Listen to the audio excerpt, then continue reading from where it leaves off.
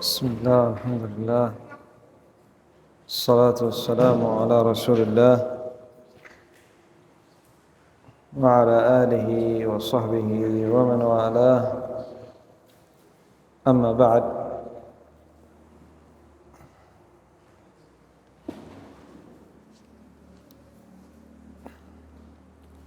فإن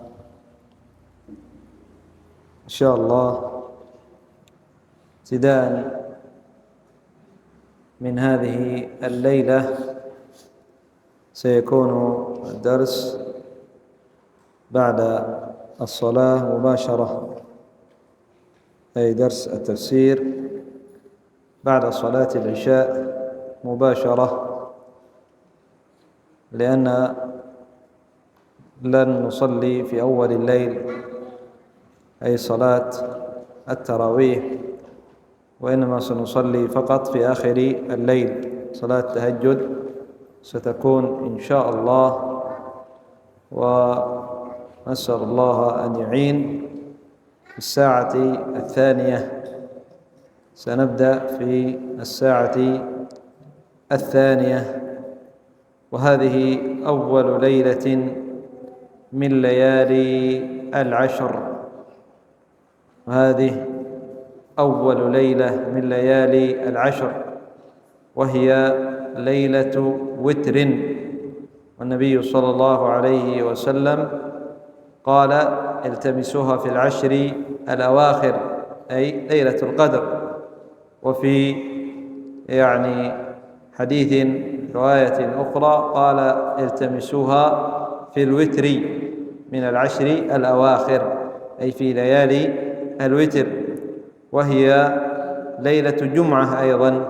فذكر ابن باز وغيره من أهل العلم، ابن هبيرة وغيره، أنها تكون أرجى ليالي القدر، هذا استنادا إلى كلام العلماء أنه ليس هناك دليل في أنها إذا كانت ليلة الجمعة أنها تكون أرجى، وإنما فقط إذا كانت ليلة الوتر تكون أرجى، هذا فيه دليل. فينبغي علينا جميعا أن نحرص على اغتنام هذه الليالي، فهي خير ليالي السنة، أفضل ليالي السنة، لأن فيها ليلة هي خير من 1000 شهر، وما ندري متى هي. والعبد إذا وضع أمامه صندوق وفيه مجوهرات، في هذا الصندوق مجوهرات، وأعطوه 10 مفاتيح، وقالوا له: افتح هذا الصندوق. هل سيختار مفتاحا واحد؟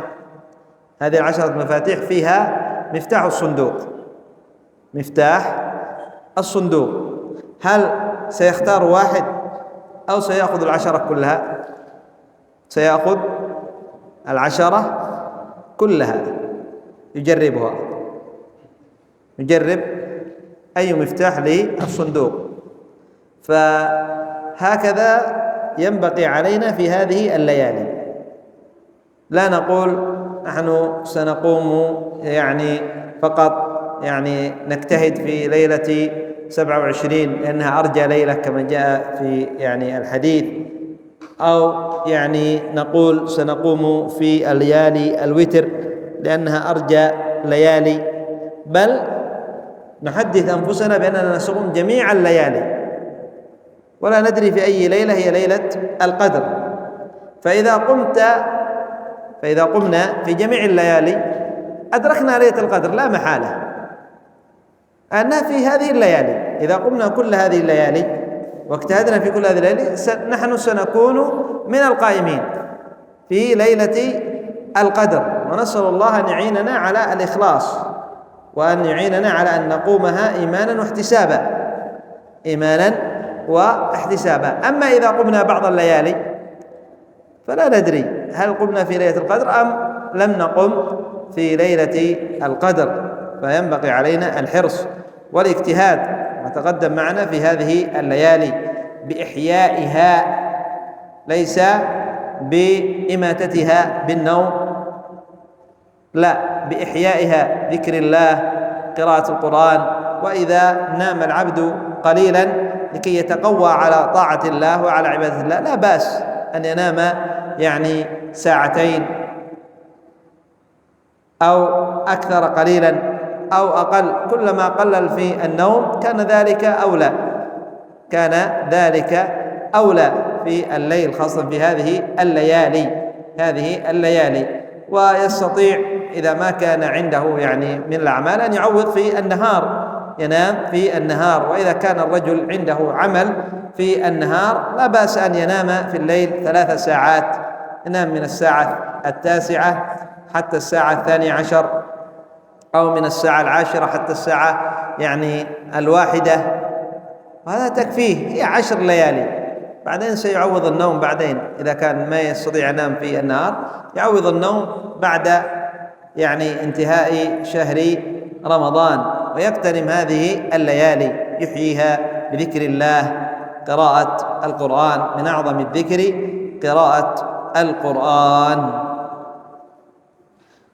نواصل. قال العلامة السعدي رحمه الله تعالى قالوا فما جزاؤه، أي جزاء هذا الفعل إن كنتم كاذبين بأن كان معكم، أي المنادي يقول لإخوة يوسف فما جزاؤه، ما جزاء من كان سارقا إن كنتم كاذبين بأن كان معكم، هذا يعني صواع الملك بأن كان معكم. رد إخوة يوسف قالوا جزاؤه من وجد في رحله فهو، أي الموجود في رحله جزاؤه بأن يتملكه صاحب السرقة، وكان هذا في دينهم أن السارق إذا ثبتت عليه السرقة كان ملكا لصاحب المال المسروق، ولهذا قالوا كذلك نجزي الظالمين. رد إخوة يوسف قالوا جزاؤه عندنا في ديننا أن من وجد في رحله، أن من سرق يكون ملكا للسارق،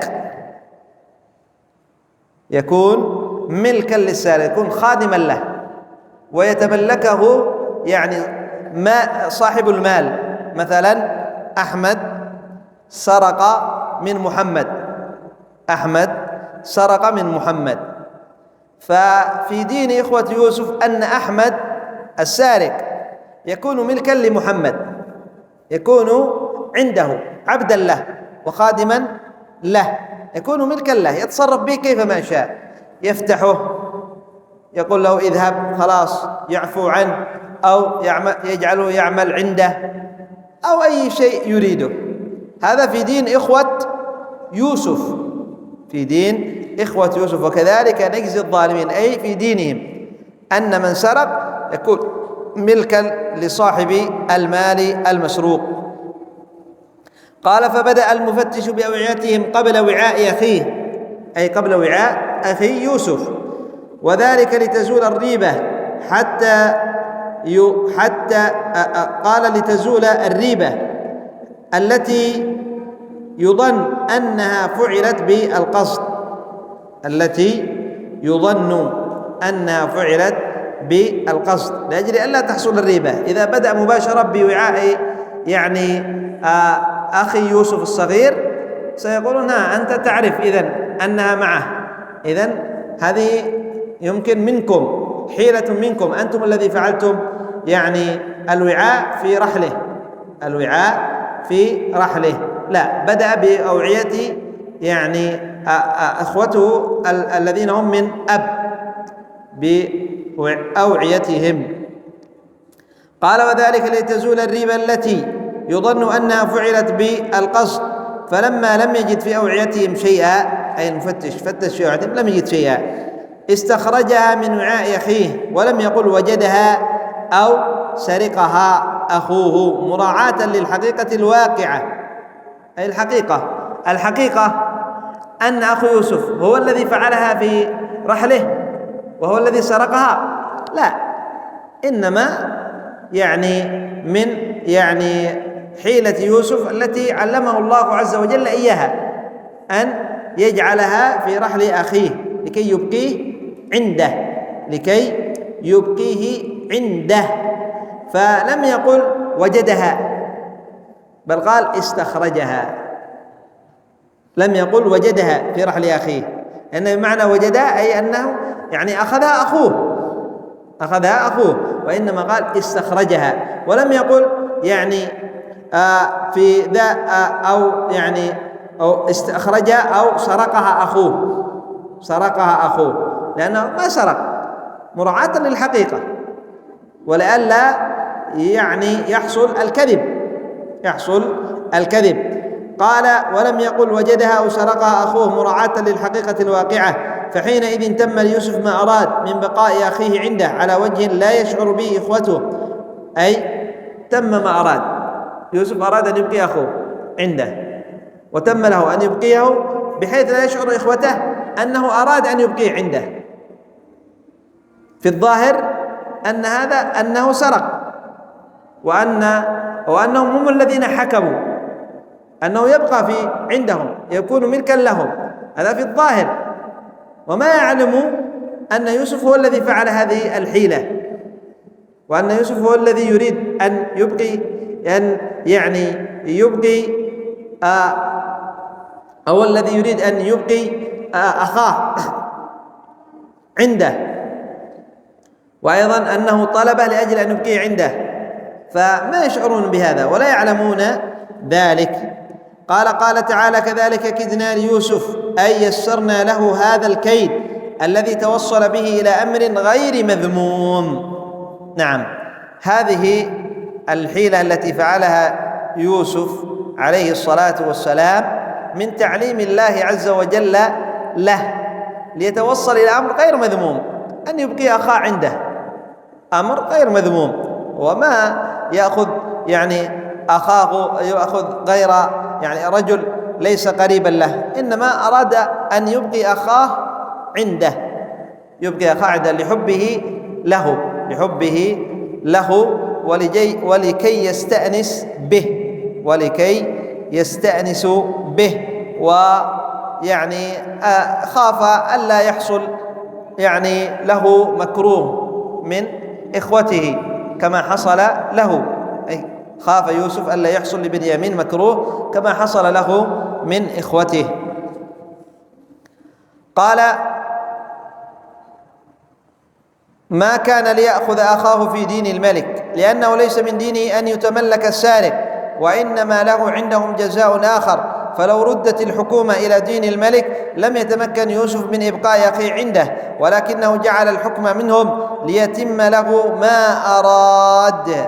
نعم، قول الله عز وجل ما كان ليأخذ أخاه في دين الملك، يفهم من ظاهر الآية أن يوسف ما أخذ أخوه لكي يدخله في دين الملك، الدين المعروف، هذا مفهوم من ظاهر الآية، هذا مفهوم خاطئ. إنما قول الله عز وجل ما كان ليأخذ أخاه في دين الملك أي لأنه ليس في دين الملك أن السارق يؤخذ ويكون ملكا لصاحب المال المسروق، في دين الملك ليس هذا. إذا المراد بقول الله عز وجل ما كان ليأخذ في دين الملك أن دين الملك ليس فيه هذا الحكم، فإذا حكم بدين الملك كانوا سيدفعون غرامة يردون السارق، أو حكم آخر غرامة أو غير شيء أو سجن أو ضرب، ثم بعد ذلك يأخذوا أخاهم ثم يأخذوا بنيامين. هذا دين الملك في حكم الملك. فإذا كان حكم، قال العلامة السعدي فلو ردت الحكومة أي حكم السارق إلى دين الملك ما استطاع يوسف أن يأخذ أخاه.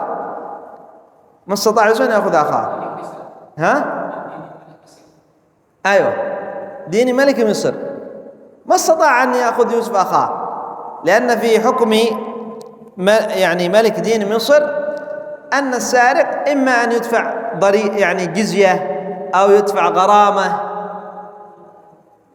أو يضرب السارق، فلذلك يوسف بادرهم قال فما جزاؤه. أراد الجزاء أن يكون من عندهم، لأنه يعلم أن في دينهم أن الجزاء أن السارق يكون ملك لصاحب المال. قالوا جزاؤه في ديننا فهو جزاؤه، كذلك نجزي الظالمين. ما هو جزاؤه عندكم؟ أن السارق يأخذه صاحب المال ويكون ملكا له. فقول الله عز وجل ما كان ليأخذ أخاه في دين الملك، أي إذا ردت الحكم إلى دين الملك فيوسف لن يستطيع أن يأخذ أخاه، إنما رد الحكومة إلى دين إخوانه. قال تعالى نرفع درجات من نشاء بالعلم النافع ومعرفة الطرق الموصلة إلى مقصدها، كما رفعنا درجات يوسف وفوق كل ذي علم عليم، فكل عالم فوق من هو أعلم منه، حتى ينتهي العلم إلى عالم الغيب والشهادة، إلى الله عز وجل. فكل عالم فوق من هو أعلم منه. قال فلما رأى إخوة يوسف ما رأوا قالوا أنهم أن أخاهم سرق في ظاهر الأمر. قالوا إن يسرق هذا الأخ فليس هذا قريبا منه، فقد سرق أخ له من قبل، يعنون يوسف عليه الصلاة والسلام، ومقصودهم تبرئة أنفسهم وأن هذا وأخاه قد يصدر منهم ما يصدر من السرقة، وهما ليس شقيقين لنا، وفي هذا من القبض عليهما ما فيه من الخطأ. أرادوا أن يبرئهم لما رأوا أنه قد ظهر أنه سارق، قالوا إن يسرق هذا الأخ فقد سرق أخ له من قبل. اتهموا يوسف. وذكر كثير من أهل التفسير قصة سرق يوسف من الإسرائيليات، ولكن النبي صلى الله عليه وسلم يقول حدثوا عن بني إسرائيل ولا حرج، لا تصدقوهم ولا تكذبوهم، أنه كان عند خالته ولا أستحضر القصة.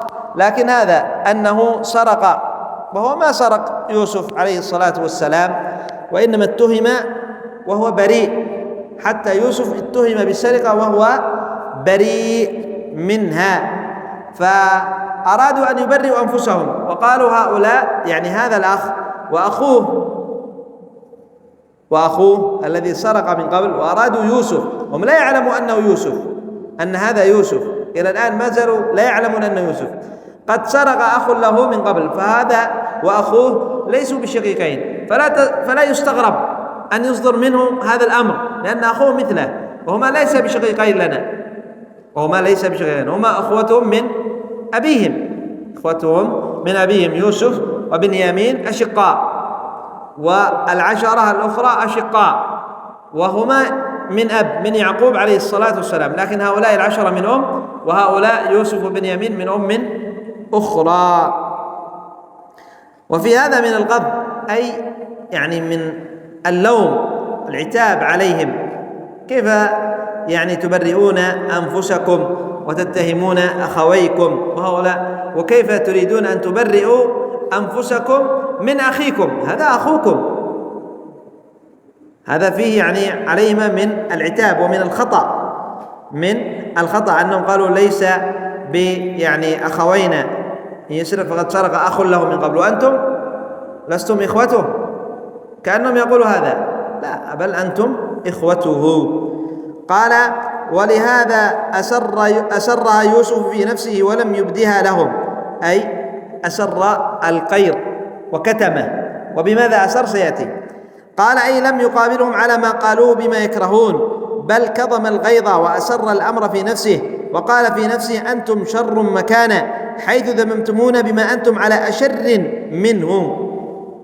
أنتم على أشر، قد فعلتم بي، أي يوسف عليه الصلاة والسلام، فعلوا بي ما فعلوا، فهم أشر من يوسف عليه الصلاة والسلام، ولذلك برأوا أنفسهم واتهموا يوسف، والصواب أنهم هم الذين يتهمون، ويبرأ يوسف وأخوه.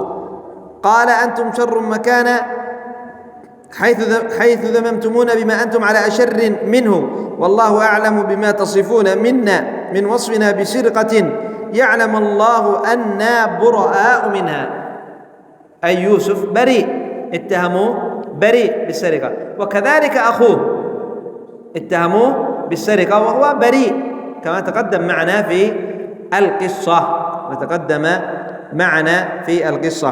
قال ثم سلكوا معه أي مع يوسف مسلك التملق لعله يسمح لهم بأخيهم، فقالوا يا أيها العزيز إن له أبا شيخا كبيرا، أي وإنه لا يصبر عنه وسيشق عليه فراقه، لا يصبر على فراقه، فخذ أحدنا مكانه إنا نراك من المحسنين فأحسن إلينا وإلى أبينا بذلك. تملقوا وتلطفوا بيوسف، قالوا يا أيها العزيز إن له أبا شيخا كبيرا، هذا الولد له أب شيخ كبير في السن لا يصبر على فراقه، فإذا علم أنه سيبقى عندك وهذا فراق فسوف يحزن ويؤذيه هذا الأمر، فخذ أحدنا نحن 10، خذ واحد منا مكانه ابقه عندك، وهذا نرجعه معنا، وهذا بدل هذا نأخذ بنيامين ونعطيك واحد. ويوسف لا يريد ذلك، إنما يريد أخاه. فقال يوسف معاذ الله أن نأخذ إلا من وجدنا متاعنا عنده، أي هذا ظلم منا لو أخذنا البريء بذنب من وجدنا متاعنا عنده، ولم يقل من سرق. انظروا تحرز من الوقوع في الكذب واتهامه بالسرقة وهو لم يسرق. قال كل هذا تحرز من الكذب، إن إذن لأنه قال إذا قال سرق هذا كذب، لم يسرق. قال معاذ الله أن نأخذ إلا من، ما قال سرق، إذا قال سرق هل بنيامين سرق؟ لم يسرق. قال وإنما قال أن نأخذ إلا من وجدنا متاعنا عنده، لكن هو لم يسرق. هذا كله تحرز من الكذب. قال إن أخذنا غير من وجد في رحله لظالمون، حيث وضعنا العقوبة في غير موضعها، أي أننا أخذنا يعني غير الظالم، فنحن ظالمون لأننا عاقبنا من لا يستحق العقوبة. ويوسف إنما أراد أن يبقي أخاه عنده. نكتفي بهذا القدر إلى هنا. سبحانك اللهم وبحمدك، أشهد أن لا إله إلا أنت، أستغفرك وأتوب إليك.